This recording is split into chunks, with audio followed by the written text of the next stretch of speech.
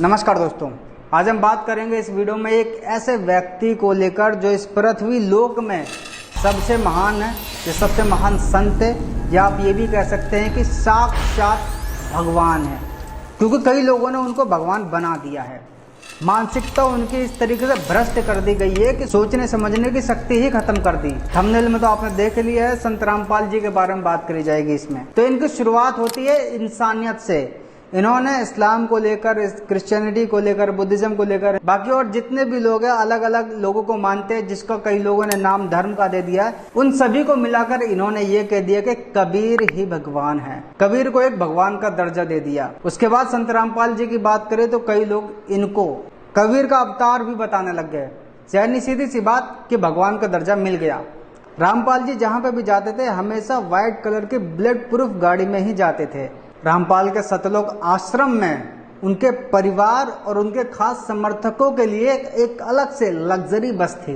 रामपाल जिस आश्रम में रहते थे उसमें लिफ्ट के साथ साथ स्विमिंग पूल भी था और दूध से नहलाया जाता था। जिस दूध से इनको नहला रहे थे उस दूध को एक बर्तन में इकट्ठा करके जो इनके समर्थक आते थे बाबा के दर्शन करने के बाद, उसी दूध से खीर बनाई जाती थी और भक्तों में बांट दी जाती थी। इसे संत रामपाल जी का प्रसाद कहा जाता था। अगर आपने नोटिस करा होगा तो मैंने जितनी भी बातें बोली उसके लास्ट में मैंने थी लगाया, यानी ये सारी चीजें पहले होती थी। लेकिन आज के समय साल 2006 के केस में, हत्या के केस में इनको जेल में बंद किया गया है और आरोप ये भी है कि देशद्रोह का भी केस इन पर दर्ज है। एक एक करके इनके सारी चीजें खोलूंगा। वीडियो को अधिक से अधिक लोगों तक शेयर कर दे, क्योंकि आज के समय इनको लेकर बहुत ज्यादा रोड पे ज्ञान गंगा जैसे नाम की पुस्तकें बिक रही है। इस तरीके की पुस्तकें बिक रही हैं और लोग बेच भी रहे हैं, लोग खरीद भी रहे हैं, जिससे कि लोगों का माइंड चेंज हो रहा है। तो वीडियो को अधिक से अधिक शेयर करें, लोग सच्चाई जाने कि सच्चाई क्या है। जिसके बुक खरीद रहे उनका असल में चरित्र क्या था, उन पे क्या केस लगे हैं, क्या उन्होंने करा हुआ और असल में है किस जगह पे। सच्चाई का मार्ग दिखाने वाले जेल में है, उम्र कैद की सजा है। ये वही है जो जेल में है? हाँ जी वही है। वही है जो क्या नाम है, इनके दो अड्डे बरवाला में और वहाँ उखाड़ दिए। हाँ वही है। वही है जो ये कहते हैं कि उड़ के मैं भक्तों के बीमारियां ठीक कर देता हूँ, उड़ के मैं जाता हूँ तार से, बिजली के तार से छुड़वा देता हूँ। अधिकतर लोगों को एक केस में उम्र कैद की सजा होती है, लेकिन इनको 2 केस में 2 बार उम्र कैद की सजा सुनाई जा चुकी है। जैसे ही सजा सुनाते हैं कोर्ट में जज साहब तो ये रोते हुए घुटने के बल बैठ जाते हैं और कहते हैं कि आप तो खुद एक कबीर भक्त थे, तो थोड़ा बहुत तो हम पे रहम कर लेते।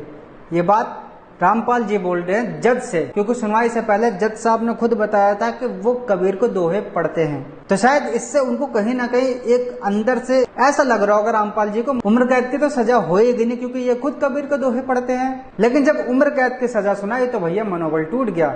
रामपाल के साथ साथ इनके कुछ साथीगण जो थे 15, उनको भी उम्र कैद की सजा सुनाई गई थी। और जिस केस में इनको उम्र कैद की सजा सुनाई है ना, ये एक आदमी 5 हत्या का केस है, 4 महिला और 1 बच्चे की हत्या करने के केस में। अगर इनकी मौत की बात करी जाए तो रामपाल के जो भक्त थे और पुलिस आपस में टकरा गए थे, जिसकी वजह से ये मौत हुई थी।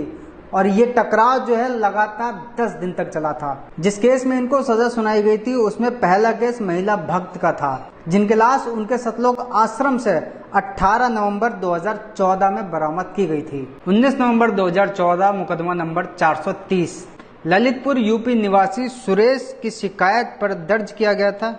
ये केस यूपी निवासी सुरेश के कहने पर दर्ज किया गया था। आरोप था 8 नवंबर 2014 में सतलोक आश्रम में 25 वर्षीय पत्नी रजनी और दादी काशी बाई के साथ था। 11 नवंबर को घर वापस जाने लगे तो रामपाल के कहने पर राज कपूर, राजेंद्र, महेंद्र सहित लाठियों से लैस थे समर्थकों व कमांडो को रोकने के लिए बोला।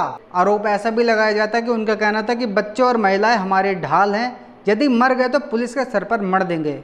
कबूल नामे में भी ऐसा आया है कि संत रामपाल जी ने बोला था कि कमांडो से महिलाओं और बच्चों को मारो पीटो और बंद कर दो। बबीता नाम की एक महिला, जिसको खुद उसके फूफा लेकर के आते हैं, 2002 से आश्रम से जुड़ जाती है। धीरे धीरे करके इतनी खास हो जाती रामपाल की। जब कोरोना कांड में रामपाल को जेल जाना पड़ता है तो आश्रम के संचालक वही करती है, मतलब किसको क्या निर्देश देना है, किससे क्या काम कराना है, सारी जिम्मेदारी उस पर रहती है। कुछ समय के बाद रामपाल ने अपने आलीशान बंगले में अपने पास ही रख लिया। रामपाल बबीता के साथ में बंद कमरे में कई घंटे अकेले रहता था और इस दौरान कमरे में किसी को भी आने की अनुमति नहीं थी। लेकिन जब पुलिस ने छापेमारी करी तो वहाँ पे प्रेगनेंसी किट और अन्य दवाएं भी पाई गई। और बताया ऐसा भी जाता है कि बबीता रामपाल के बेटे के साथ उसके कमरे में रहती थी, लेकिन इनका संबंध क्या था ये अभी तक सामने नहीं आ पाया है।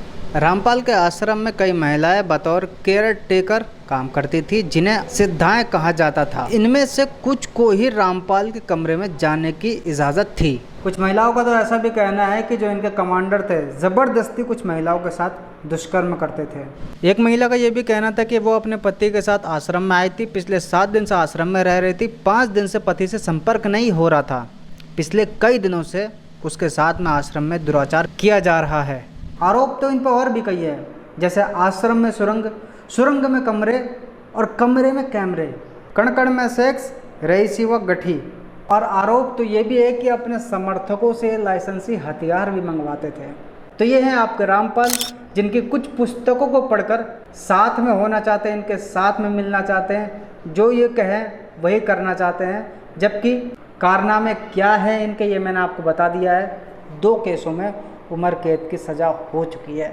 अब सवाल ये खड़ा होता है कि जब ये इतने दिन से जेल में हैं तो रोज़ ट्विटर पे ट्रेंड कौन चला रहा है, आश्रम कौन चला रहा है, गद्दी पे कौन बैठा है, पैसे कहाँ से आ रहे हैं, इनको रोड पे कौन भेज रहा है, और भी ऐसे कई सारे सवाल हैं जिनके जवाब अभी तक नहीं मिले हैं और शायद कभी मिल भी नहीं पाएंगे। जानकारी कैसी लगी आपको ज़रूर बताएं। बाकी ये वीडियो किसी को भी हेट फैलाने का नहीं था, नफरत फैलाने का नहीं था, बिल्कुल भी। जो न्यूज़ थी, जो सच्चाई थी, जो खबरें पब्लिक में हैं, वही बात केवल आप तक पहुंचानी थी। जितना हो सके वीडियो को अधिक से अधिक शेयर करो, ताकि इस सच्चाई से जो अनजान है वो इस सच्चाई को पहचान सके, ताकि आपको या किसी और को भी इस तरीके से रोड में पुस्तकें बेचते हुए या इनकी पुस्तकें बांटते हुए पाया जाए। तो इन लोगों से इस केस के बारे में सवाल जवाब ज़रूर करें। शायद इनमें से भी कुछ लोग भटके होंगे जो इस सच्चाई को नहीं जानते होंगे और जानने के बाद शायद वहाँ से बाहर निकल सकें। नमस्कार।